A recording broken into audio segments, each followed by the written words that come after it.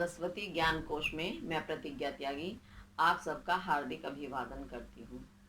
आज मैं आपके लिए समास लेकर आई हूँ। समास तो आपने सुना ही होगा, पढ़ते हैं हमेशा, लेकिन समास होते क्या हैं, पहले तो मैं समास का अर्थ बताऊंगी, फिर उसके बाद आगे समास पढ़ेंगे हम। समास का अर्थ होता है दो या दो से ज़्यादा पदों का या शब्दों का मेल। अब ये तो संधि में भी होता है और यही चीज़ समास में होती है, लेकिन संधि में जो विभक्ति वगैरह है उनका लोप नहीं होता, बस पहले पद का अंतिम वर्ण और दूसरे पद का प्रथम वर्ण होता है, उनका मेल हो जाता है। लेकिन समास में पदों की विभक्तियां वगैरह हटा देते हैं और उन्हें हटा करके हम एक समस्त पद यानी एक पद बना देते हैं, और जब एक पद बन जाता है तब उसके बाद हम उसमें विभक्ति वगैरह पद के अनुसार लगाते हैं। और उसमें साथ साथ ये भी होता है कि सिर्फ दो ही पद नहीं होते, दो से ज़्यादा भी हो सकते हैं। बहुत सारे पद मिलाकर भी हम पदों को आपस में जोड़ करके समास करके फिर पूरे पूरे वाक्य, कई बार तो बहुत बड़े बड़े जो विद्वान हैं उन्होंने समझ लो एक एक दो दो पेज के, ढाई ढाई पेज के समस्त पद का निर्माण किया है। हालांकि वो अर्थ की दृष्टि से थोड़ा क्लिष्ट हो जाते हैं, भाषा कठिन हो जाती है, लेकिन समास तो होता ही है। तो समास के लिए दो से ज़्यादा पद हो सकते हैं, कम तो होंगे नहीं। तो उन विभक्तियों को हम पद के अनुसार फिर उसमें जब वो समस्त हो जाता है तब लगाते हैं। ठीक है, आज तो आपको समझ में आ गया होगा समास क्या होता है। अब समास में सबसे पहले 6 भेद हैं वैसे नॉर्मली। अव्ययी भाव समास, तत्पुरुष समास, द्वंद्व समास और बहुब्री समास, है ना। 4 ये हो गए, लेकिन 2 और होते हैं, कर्मधारय समास, द्विगु समास, जो कि तत्पुरुष समास के ही भेद होते हैं। तो इस तरह से मुख्य हो गए 4 और 2 भेद मिला करके हमारे 6 समास हो जाते हैं। ठीक है, ये आपको याद रखना है। उनमें सबसे पहले आज हम पढ़ेंगे अव्ययी भाव समास।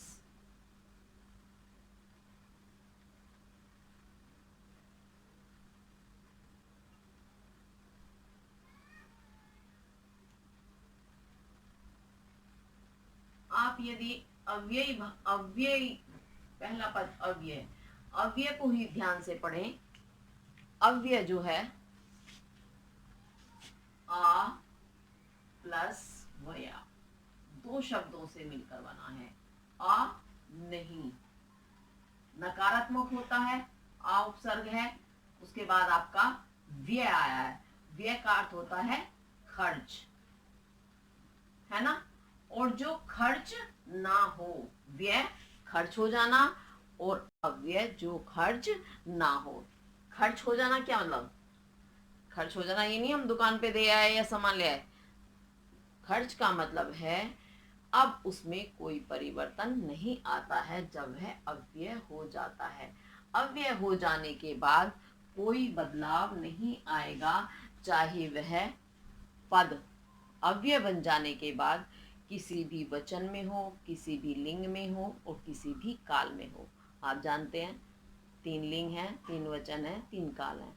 किसी में भी आप उसका अव्यय का प्रयोग करेंगे वो उसी रूप में रहेगा, उसके शब्द रूप नहीं चलेंगे, उसके रूप में कोई परिवर्तन नहीं आएगा, वो वैसे के वैसा ही रहेगा। मुख्य रूप से आप उपसर्ग जो पढ़ते हैं वो इसी का ही उदाहरण होते हैं।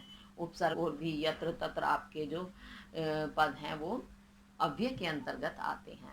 ठीक है, तो ये तो मैंने अव्यय का आपको शाब्दिक अर्थ बताया कि शब्द से क्या मतलब है, अव्यय शब्द से। अच्छा, अब मैं थोड़ी सी अव्यय की परिभाषा और लिख देती हूँ, वो आपको क्लियर हो जाएगी।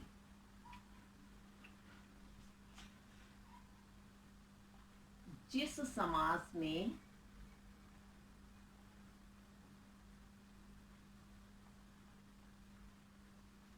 प्रथम यानी पहला पद, पद तो आपको मैं पहले भी बता चुकी हूँ, पद संस्कृत भाषा में जो शब्द सार्थक होता है उसे पद कहते हैं। ठीक है, तो जिस समास में प्रथम पद अव्यय होता है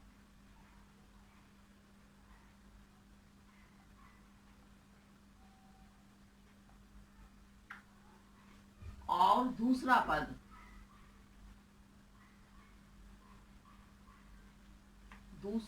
संज्ञा होता है। संज्ञा भी आप जानते हैं, किसी भी व्यक्ति, वस्तु, स्थान, भाव आदि के नाम को हम संज्ञा कहते हैं। बिल्कुल छोटी क्लास में आ जाते हैं कि एक शब्द को पढ़ते हुए, है ना।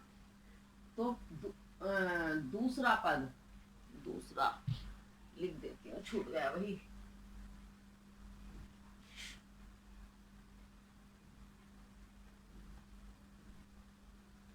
दूसरा पद संज्ञा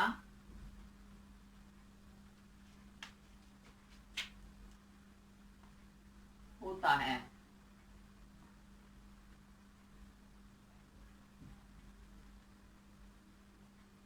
और इसमें प्रथम पद या पहले पद की प्रधानता होती है।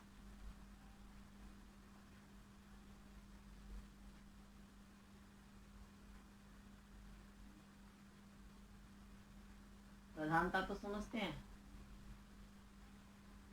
प्रधानता यानी मुख्य होता है, मेन होता है, ठीक है।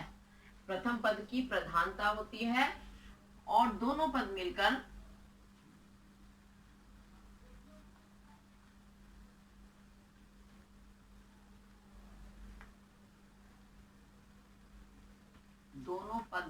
क्या हो जाते हैं, अव्यय हो जाते हैं। यानी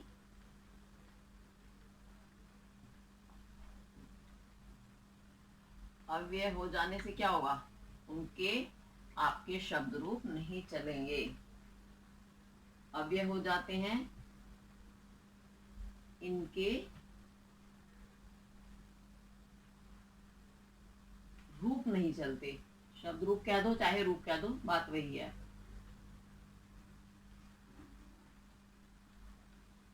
इनके रूप नहीं चलते, ठीक है, रूप नहीं चलेंगे। अब ये अव्यय हो गया, अब जो जैसा हो गया वैसे ही रहेगा, ठीक है। और समस्त पद जो है वो नपुंसकलिंग,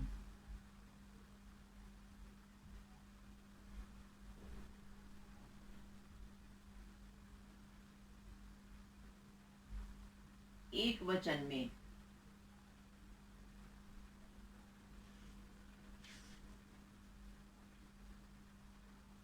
रहता है, ठीक है। अच्छा, इसी के साथ एक चीज और मैं बता देती हूँ। इसमें दो चीज होती हैं, एक तो समास यानी जोड़ना, संक्षिप्त कर देना। संक्षिप्त यानी छोटा रूप, पदों का छोटा रूप करने देना संक्षिप्त कहलाता है, या समास भी उसे कहते हैं। और जो संक्षिप्त रूप कर दिया है, छोटा रूप कर दिया है, उसे कहते हैं समस्त पद, ठीक है। और समस्त पद को फिर से हम अलग अलग कर दें, तोड़ दें, या वो जैसा पहले रूप में था उसे कहते हैं विग्रह। विग्रह अर्थात टूटा हुआ रूप, टुकड़े टुकड़े वाला रूप, वो विग्रह कहलाता है, ठीक है। तो जुड़ा हुआ रूप समस्त पद कहलाता है और टूटा हुआ रूप समास विग्रह कहलाता है। ये चीज आपको याद रखनी है, ठीक है। तो एक वचन में होगा जैसे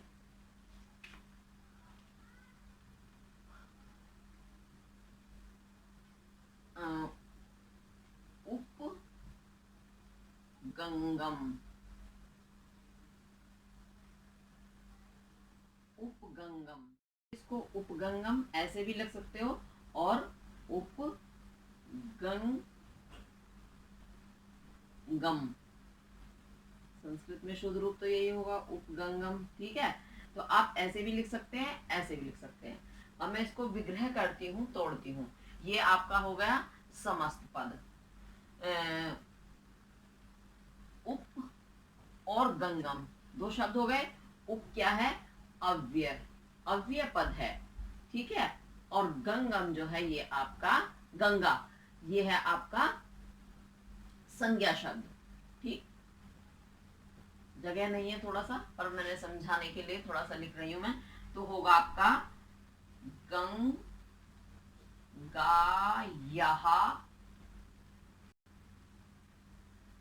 समीपम, गंगायाः समीपम यानी गंगा के समीपम, समीप में। तो समीपे नहीं आएगा, समीपे आएगा, गंगा के समीप। ठीक है, ये तो जब समस्त पद बना तो ये नपुंसकलिंग प्रथमा विभक्ति एक वचन का रूप बना था। तो गंगा या समीपे में क्या है, उप अव्यय पद हो गया, मैंने लिखा है यहाँ। और गंगा जो है आपका संज्ञा शब्द हो गया। जब हमने इनको समस्त पद बनाया, सामासिक किया, तो गंगायाः की विभक्ति हटी और समीपे से आपका ए हटा, जुड़कर बन गया उपगंगम। ठीक है, और वो गंगम नपुंसकलिंग एक वचन का पद है, जो कि इस नियम के अनुसार आपको नपुंसकलिंग एक वचन में ही बनाना है। ठीक है, ये उप का उदाहरण है। ऐसे ही बहुत सारे अव्यय हैं, मैं इसको मिटा देती हूँ और आपको थोड़े से उदाहरण और करती हूँ, क्योंकि ये उदाहरण बहुत सारे अव्यय हैं, आपकी किताबों में आपको मिलेंगे। ग्रामर व्याकरण वाली जो आपकी किताबें हैं, हिंदी में भी व्याकरण होती है आपकी संस्कृत की, और संस्कृत में तो है ही है। तो अच्छे से देखेंगे और इन्हें सॉल्व करेंगे। जब इन्हें करके देखोगे, अभ्यास करोगे, तो अच्छे से आपको समझ में आएगा। ठीक है, इन्हें करने का तरीका क्या है,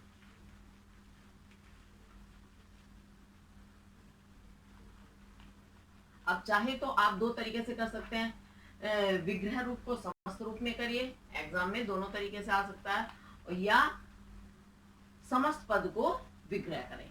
ठीक है, तो सबसे पहले लिखेंगे हम यहाँ सामासिक पद लिख दो या समस्त पद लिख दो, एक ही बात है।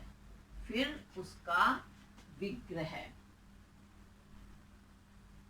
ठीक है, फिर उधर अर्थ, जिससे कि अच्छे से समझ में आ जाए तो अर्थ भी ले लो, कोई दिक्कत नहीं है। अभी हमने उप का किया था, अब तो मैंने ये कुछ सामासिक पद, उनके विग्रह और अर्थ लिखे हैं। तो आप इनको समझिए। अधि हरि, इसमें अधि में अधि उपसर्ग है, अव्यय है। उपसर्ग और अव्यय एक उसमें चलते हैं, इसलिए बार बार मेरे मुंह से उपसर्ग निकल जाता है। वैसे अव्यय और उपसर्ग एक ही बात है। तो अधि अव्यय है, इसमें यथाशक्ति में यथा जो है आपका अव्यय है। निर्मक्षिकम में निर, आधा रेफ है ना, तो ऊपर लगा हुआ है, तो निर जो है ये आपका अव्यय है, और मक्षिकम आपकी संज्ञा है। सुमद्रम में सु आपका अव्यय पद है, आजन्म में आ, और अतिहिम में अति, ये आपके अव्यय पद हैं। ऐसे ही उप, अनु, अधि, बहुत, अति, प्रति, ये सारे आपके क्या हैं, अव्यय पद हैं। इन्हें मिला करके नए नए शब्द बनते हैं। अब आप आगे किताब में देखेंगे ना, तो आपको सारे शब्द दिखाई दे जाएंगे। तो अधिहरि जो है सामासिक पद है, उसे हम विग्रह करेंगे तो बनेगा हरौ इति, जिसका अर्थ क्या है, हरौ, हरि के, इति विषय में, बारे में, यथाशक्ति, शक्तिम अनतिक्रमया, शक्ति का अतिक्रमण, अतिक्रमण क्या था, अतिक्रमण कर देना यानी पार कर जाना। और अन, उसमें फिर से आपके अव्यय पद लग गया है, तो अनतिक्रमण यानी जिसका अतिक्रमण ना हो, जिसके पार हम ना जाए, यानी शक्ति के अनुसार, शक्ति के बाहर नहीं, जो हमारी शक्ति के अनुसार है वह शक्ति के अंतर्गत आता है। निर्मक्षिकम, मक्षिकाणाम अभावः, निर नहीं के अर्थ में है, निषेधात्मक है, नकारात्मक। तो मक्षिकाणाम, मक्खियों का अभाव है, तो वो हो जाएगा आपका निर्मक्षिकम, मक्खियों का अभाव। थोड़ा जगह की कमी हो गई है, मैंने बहुत थोड़ा छोटा लिखा है, पर स्पष्ट जहां तक है मुझे लगता है दिखाई दे रहा होगा। मैं बोल के एक बार फिर से क्लियर कर देती हूँ, मक्खियों का अभाव। फिर सुमद्रम, सु इसमें अव्यय पद है, और मद्रम आपका क्या है, संज्ञा पद है। तो मद्राणाम समृद्धि, यानी मद्र देश का नाम है, तो मध्य देश की समृद्धि, समृद्धि जानते हैं आप, उन्नति, प्रगति, है ना। तो मध्य देश की समृद्धि। आज जन्म, आ इसमें अव्यय पद हो गया, जन्म जो है, जन्म आपका संज्ञा पद के अंतर्गत आएगा। तो जीवनस्य पर्यंतम, यानी जीवन से लेकर मृत्यु तक, आजीवन यानी जन्म भर, ये छूट गया है, जीवन का, जीवन तक आएगा यहाँ, जब तक भी जीवन है तब तक, यानी जन्म से लेकर मृत्यु तक, कहने का मतलब ये होता है आज जन्म से। ठीक है। अति हिमम, हिमस्य, हिम का, अत्यः, बहुत अधिकता। तो अति पद जो है वो बहुत ज्यादा अधिकता, सॉरी अधिकता नहीं, नाश को दिखा रहा है। तो हिमस्य, हिम का, जाड़े का, अत्यः है नाश, वो अति हिमम कहलाता है। इस तरह से और भी आपके अभी मैंने बताया था, अधि, उप, अनु, अति, प्रति, ये इस तरह के जो आपके अव्यय पद हैं, जो आपके उपसर्ग के अंतर्गत भी आते हैं। ये मैं एक कॉमन उसमें बता रही हूँ, आप देखो ये सारे उपसर्ग ही हैं वैसे, तो इन्हें लगा करके हम समस्त पद बना लेते हैं। ये हमारा अव्ययी भाव समास है, क्योंकि अब इनके आप शब्द रूप नहीं बना सकते।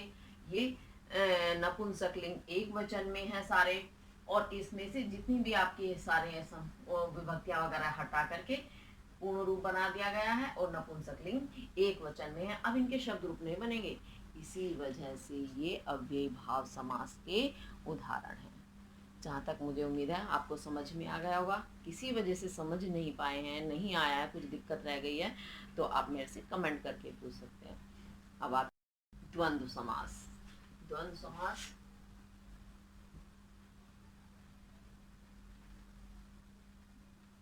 द्वंद्व से कुछ समझ में आ रहा है? द्वंद्व का शाब्दिक अर्थ क्या है? आपस में सामने की, बराबर की जो टक्कर, वो द्वंद्व कहलाती है। आपने कहा बराबर की टक्कर जहाँ होती है, अगर द्वंद्व युद्ध चल रहा है, द्वंद्व यानी उधर भी टक्कर वाली पार्टी है, इधर भी टक्कर वाली, तो वो द्वंद्व कहलाता है। ठीक है। तो इसका मतलब मैं परिभाषा बता देती हूँ, पहले लिख देती हूँ थोड़ा सा, तो समझ में आ जाएगा, फिर मैं एक्सप्लेन करूंगी। जिस समास में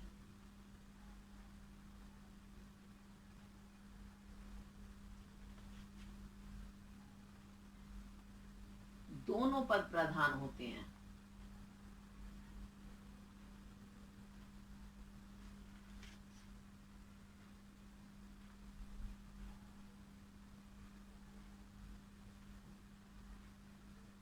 दोनों ही पदों का महत्व होता है बराबर, दोनों पद प्रधान होते हैं, और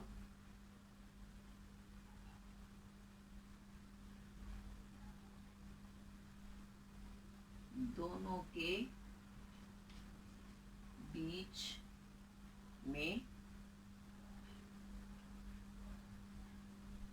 च पद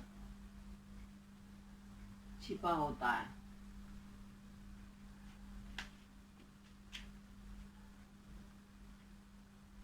और जरूरी नहीं है दो ही पदों, ज्यादा भी हो सकते हैं।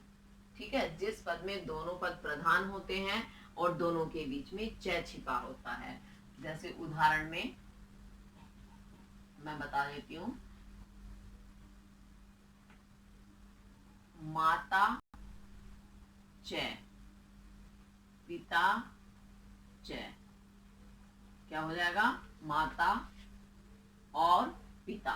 अब माता भी बराबर की है और पिता भी, तो बराबर की टक्कर हुई दोनों पदों में, इसलिए ये द्वंद्व समास है। और जब इसे आप लिखोगे समस्त पद बना करके बन जाएगा पितरौ।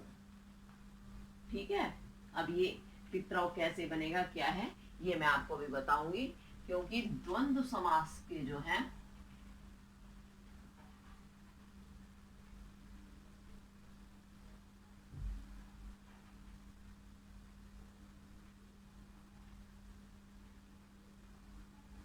तीन भेद हैं।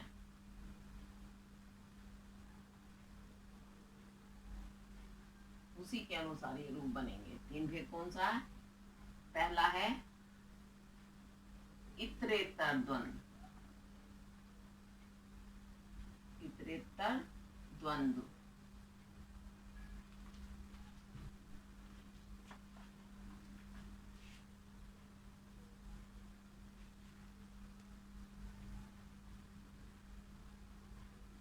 दूसरा है समाहार द्वंद्व, और तीसरा भेद है एक शेष द्वंद्व, एक शेष द्वंद्व। ठीक है, ये तीन इसके उदाहरण हैं। तीनों के उदाहरण नहीं, तीन भेद हैं और तीनों भेद के अनुसार अलग अलग रूप बनेंगे। वो अभी मैं आपको बताऊंगी, आप फटाफट इसे नोट कर लें, और क्योंकि मैं इसे रफ करूंगी तभी आगे कुछ लिख पाऊंगी। ठीक है, तो देखो ये इतरेतर द्वंद्व, इतरेतर को आप विच्छेद करेंगे क्या हो जाएगा? इतर प्लस इतर, है ना। इतर का अर्थ क्या होता है? अलग या दूसरा, है ना। अलग या दूसरा मतलब बिल्कुल दूसरा, आजाद है। इससे इतर, दूसरे इससे बिल्कुल दूसरा है, उसमें मिला हुआ नहीं है, तो इतर इतर है, बिल्कुल अलग अलग है। ठीक है, इतरेतर का मतलब ये हुआ। अब मैं इसको परिभाषित कर देती हूँ सही से। तो जिस समास में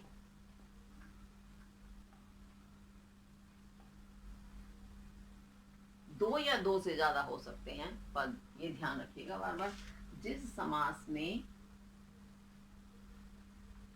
दोनों पद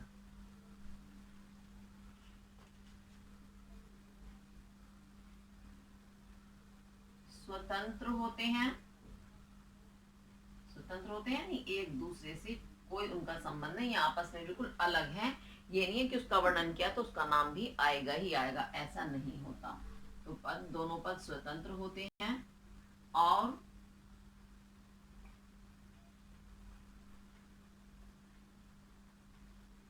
दो या अधिक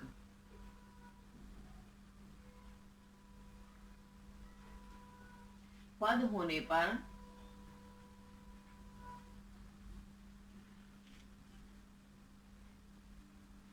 अंतिम पद की संख्या के अनुसार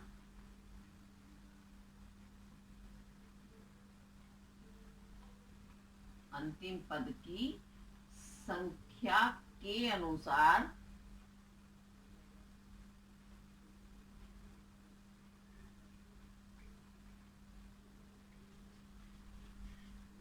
लिंग और वचन का प्रयोग होता है। ठीक है, कि जो अंतिम पद की लिंग होगा वही लिंग लगेगा पूरे पद में, एक में नहीं पूरे पद में। और जो वचन होगा यानी एक दो, एक तो होना ही नहीं है, दो हैं तो द्विवचन लगेगा, तीन है तो बहुवचन लगेगा। ठीक है, अब उदाहरण के अनुसार देखो, पहले मैं इसे समझा देती हूँ। जिस समास में दोनों पद स्वतंत्र होते हैं, यानी एक दूसरे के दबाव में बिल्कुल नहीं होते, जो नियम है वो दोनों के लिए ही लागू होगा। या अधिक पद होने पर, दो या दो से अधिक पद होने पर जो अंतिम वाला पद होगा उसी के अनुसार आपकी लिंग और वचन का निर्धारण होगा। जैसे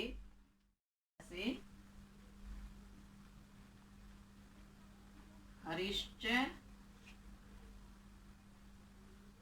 हरश्च, हरिश्च यानी हरि, हरश्च और शिव।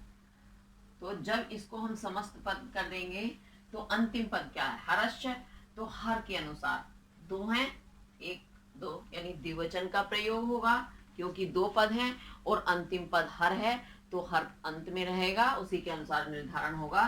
तो शब्द रूप बनेगा आपका, इसका समस्त पद बनेगा हरि, हरौ, क्योंकि दो पद हैं तो द्विवचन लग जाएगा, हरि हरौ बन जाएगा।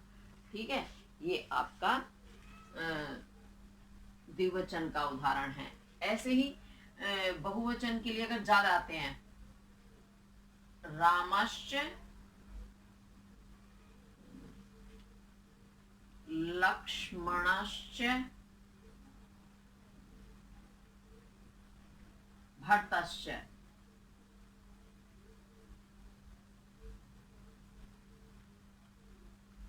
अब इसमें तीन पद आ गए हैं, तीनों बराबर के हैं, इतर इतर यानी अलग अलग हैं, एक दूसरे के प्रेशर में कोई नहीं है। आप देख रहे हैं जब इसको हम समस्त पद बनाएंगे तो बनेगा राम लक्ष्मण भरत। अब तीन हो गए हैं तो क्या होगा, भरतहा, क्योंकि बहुवचन लगेगा, तीन पद आ गए हैं तो राम लक्ष्मण भरतहा, ये आपका समस्त पद बन जाएगा। इसी के साथ एक चीज और मैं बताऊंगी, इतरेतर द्वंद में जो अंतिम पद है उसी के अनुसार आपको लिंग वचन निर्धारण करना है। मान लिया यहाँ स्त्रीलिंग ही होता अंतिम वर्ण, तो आपको स्त्रीलिंग का ही वर्ण बनाना था। ठीक है, अगर तीन पद होते तो बहुवचन लगा देते स्त्रीलिंग का, दो होते तो द्विवचन लगा देते।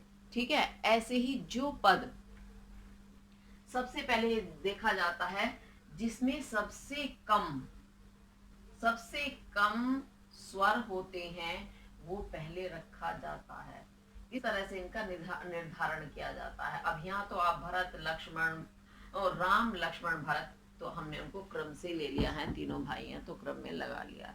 ये चीजें आपको ध्यान रखनी है। ठीक है, ये आपका इतरेतर द्वंद पूरा हुआ, इसे आप करिए तो फिर मैं दूसरा आपको समझा देती हूँ। ठीक है, करेंगे हम समाहार द्वंद, दूसरा पार्ट समाहार। समाहार से आपको समझ में आ रहा होगा समाहार का क्या मतलब होता है कुछ याद? समाहार, सबको एक साथ समूह में दिखाना, जहां समूह रूप में आए वो समाहार कहलाता है। तो इसमें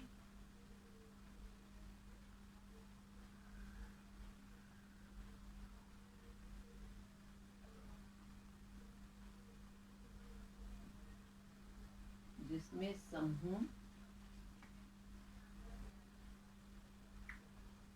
समूह का नहीं, ये नहीं, जिसमें समूह का बोल, जिसमें अनेक वस्तुओं का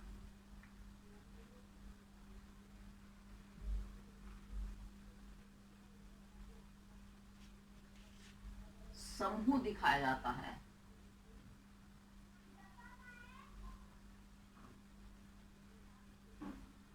दिखाया जाता है या होता है? दिखाया जाता है।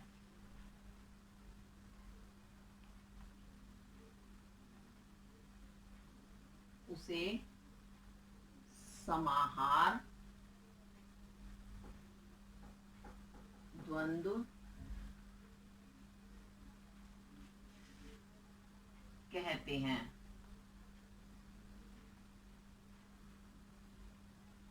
उदाहरण देखेंगे तो और अच्छे से आएगा आपको समझ में। तो जिसमें अनेक वस्तुओं का समूह इकट्ठा रूप दिखाया जाता है उसे हम समाहार कहते हैं, और इसे ही समाहार द्वंद्व कहते हैं, समूह के रूप में दिखाया जाना। जैसे पाणी च पादौ च। पाणी किसे कहते हैं? हाथ। अब हाथ क्या है हमारे? एक है, दो हैं? दो हैं हाथ। पाद यानी पैर, पैर भी कितने हैं? दो। तो इनके बीच में एक तो च छिपा हुआ है, ये देखेंगे तो हाथ और पैर का समूह, इन्हें समस्त पद बनाओ। समस्त पद बनाने पर क्या बनेगा? पाणी पादौ।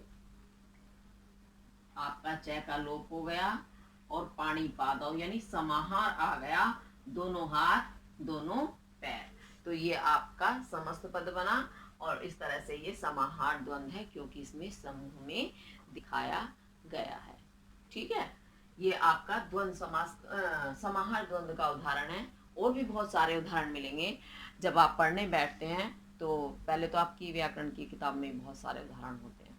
दूसरा, जब भी आप कुछ पढ़ने बैठते हैं किताबों में, हिंदी में, संस्कृत में, तो सब में इन शब्दों का बहुत प्रयोग होता है। तो उन्हें चुनें और चुनकर उनके अभ्यास करें, प्रैक्टिस करें, जिससे कि आपकी ये व्याकरण पक्की होती चले। ठीक है, अब एक शेष का उदाहरण बताऊंगी, इसे फटाक से आप नोट कर लें और मैं इसको फिर मिटा देती हूँ। अब करेंगे हम तीसरा भाग द्वंद्व का, एक शेष।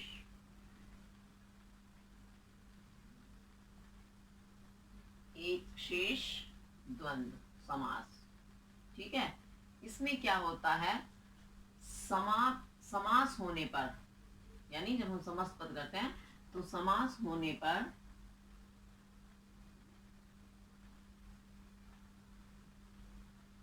एक पद ही रह जाता है। एक पद ही शेष लिख लो, मात्र एक पद बचता है, यानी एक पद ही शेष रहता है।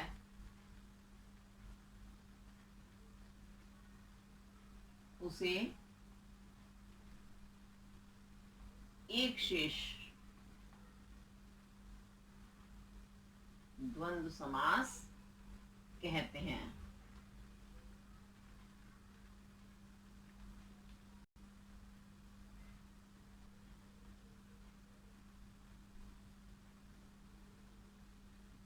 जैसे, अच्छा, इसके जैसे उदाहरण तब बताऊंगी मैं, पहले एक चीज और बता देती हूं।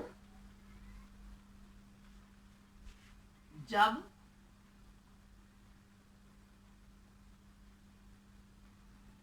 दोनों या दो से ज्यादा भी आप हो सकता है, मैं दो सिर्फ उदाहरण देकर ही बता रही हूं, जब दोनों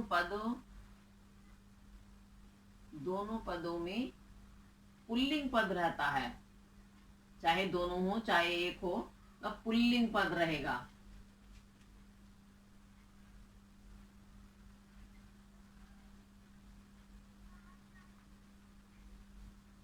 जब दोनों पदों में पुल्लिंग पद होता है कोई एक,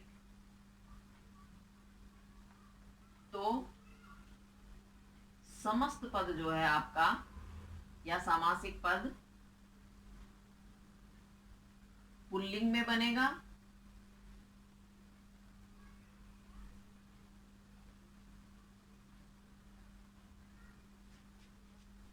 पुल्लिंग में, और पुल्लिंग के अनुसार द्विवचन में रहेगा।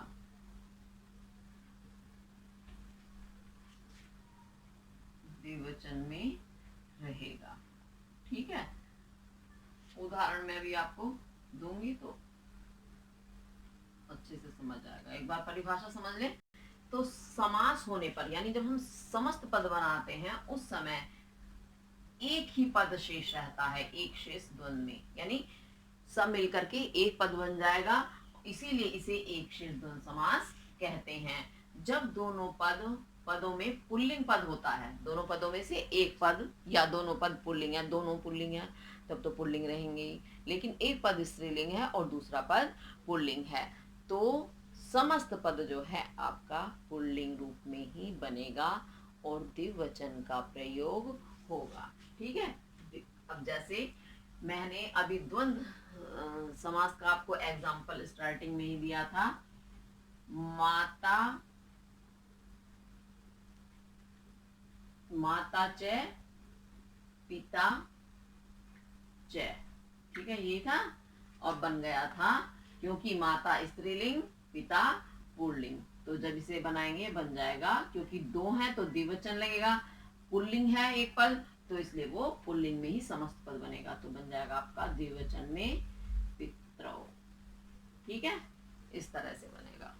ये आप साथ साथ लिखते चलो। ये तो आपका दो पद का हुआ।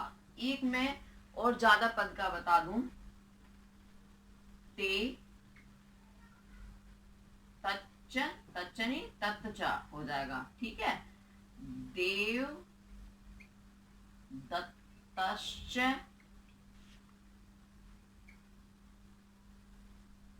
लता च। आप इसमें देखिए, ते तश्च देवदत्तश्च लताश्च, स्त्रीलिंग पुल्लिंग नपुंसकलिंग, तीनों लिंग आ रहे हैं। जहां तीनों लिंग हो वहां पर नपुंसक लिंग में ही आपका शब्द बने, समस्त पद बनेगा। नपुंसक लिंग क्योंकि बहुवचन है, बहुवचन आ गया, ज्यादा हो गए तीन से, तीन या तीन से ज्यादा के लिए बहुवचन का प्रयोग हो जाता है। तो जहां पर पुल्लिंग, नपुंसकलिंग, पुल्लिंग, स्त्रीलिंग भी आ गया है, तो इस कारण ये तीनों लिंगों में होने के कारण क्या बनेगा, नपुंसक लिंग का बहुवचन रूप बनेगा। हमेशा ऐसा ही होगा, जब तीनों लिंग आएंगी, स्त्रीलिंग पुल्लिंग नपुंसक लिंग, तो नपुंसक लिंग बहुवचन का रूप आपका बनेगा समस्त पद में, ये याद रखना है। इसके साथ ही आज आपका द्वंद्व समास पूरा हुआ। आप इससे आगे आपके अभी और समास रह गए हैं, उन्हें मैं आपको अगली वीडियो में लेकर के आऊँगी। मुझे उम्मीद है आपको समझ में आया होगा। बस अभ्यास करते रहें, समझते रहें। जहाँ कुछ दिक्कत लगे तो आप कमेंट करके पूछ सकते हैं, है ना। तो जैसे मैं भी आपकी समस्या को देख करके उसे सुलझा सकती हूँ, और कोई छोटी मोटी मिस्टेक मेरे से भी हो सकती है भाई, आप लोग भी उसको थोड़ा सा नोट करें और मुझे बताएं कमेंट करके, तो मैं अपनी गलती का भी सुधार करूँगी। इसी के साथ ही आज की आपकी ये वीडियो पूरी हुई।